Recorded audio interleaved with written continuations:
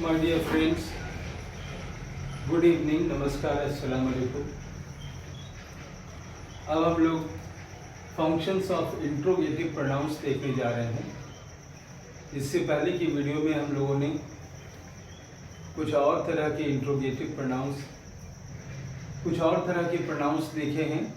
Personal pronouns के बारे में हम लोगों ने देखा, इम्फैटिक और रिफ्लेक्सिव प्रोनाउंस के बारे में और उनकी यूज़ देखा, पजेसिव प्रोनाउंस को देखा, डेमोन्स्ट्रेटिव प्रोनाउन के फंक्शन के बारे में देखा कि वो कैसे फंक्शन करते हैं।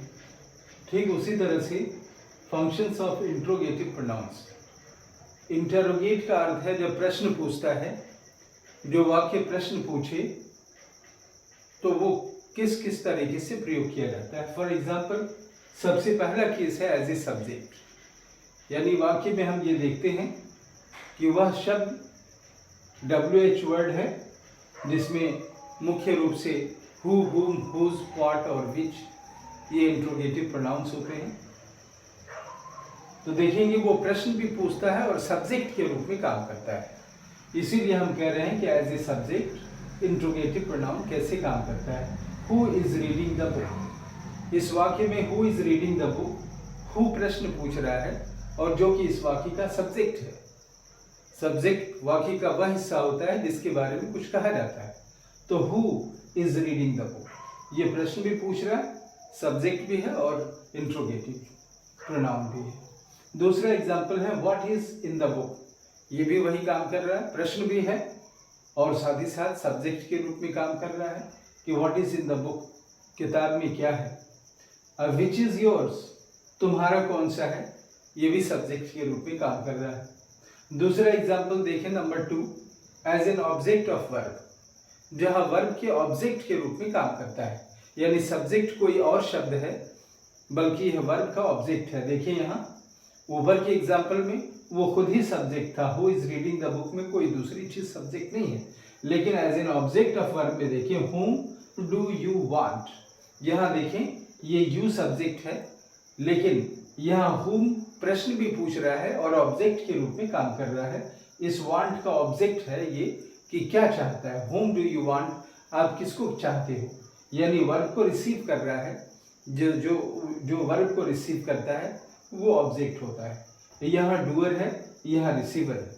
whom do you want, what is he doing, वहाँ देखें ही सब्जेक्ट है और डूइंग का ऑब्जेक्ट है व्हाट, कि वह क्या कर रहा है। तीसरे में देखें as an object of preposition, यहाँ भी प्रीपोजिशन ऑब्जेक्ट है लेकिन वर्ब का नहीं बल्कि प्रीपोजिशन का ऑब्जेक्ट है। फॉर एग्जाम्पल, उसी प्रश्नवाचक शब्द के पहले प्रीपोजिशन लगा हुआ है, इसलिए हम इसको दूसरी तरह का फंक्शन बतलाते हैं as an object of preposition. With whom are you talking, आप किससे बात कर रहे हो, यहाँ भी देखें यू सब्जेक्ट है और इसका ऑब्जेक्ट whom है जिससे पहले प्रीपोजिशन लगा हुआ है, जिस विद का टॉकिंग यानी किससे बात कर रहा है।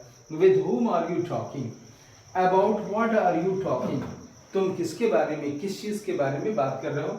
इसको हम दो तरीके से बोलते हैं, प्रीपोजिशन शुरू लगाना, ये फॉर्मल सेंटेंस बनाना है। whom are you talking with, ऐसे भी बोल सकते हैं। और what are you talking about, तुम किस चीज के बारे में। इस अबाउट को और विथ को हम बाद में भी लगा सकते हैं, जो फॉर्मल कन्वर्सेशन में ऐसे यूज कर, डे टू डे कन्वर्सेशन में ऐसे यूज करते हैं। फॉर्मल वे में हम इस तरह से इसको बोलते हैं।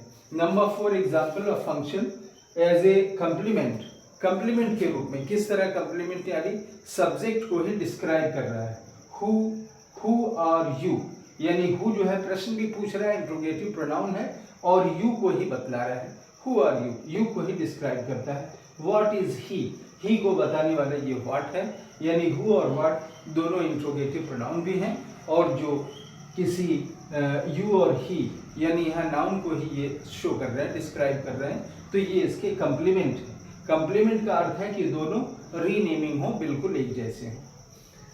पांचवें में देखें, जो पजेसिव केस में भी इंट्रोगेटिव प्रोनाउन काम करते हैं, जैसे हुज इज दिस, यानी यह किसकी किताब है। ऐसे भी कह सकते थे कि हुज बुक इज दिस, अगर हुज बुक कहते तो बुक नाउन है उससे पहले हुज लगाते तो यहाँ पजेसिव एडजेक्टिव हो जाता, लेकिन जब नाउन नहीं है वो अकेले है तो वहाँ पजेसिव प्रोनाउन है।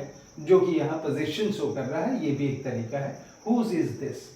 आगे देखिए इनडायरेक्ट क्वेश्चन।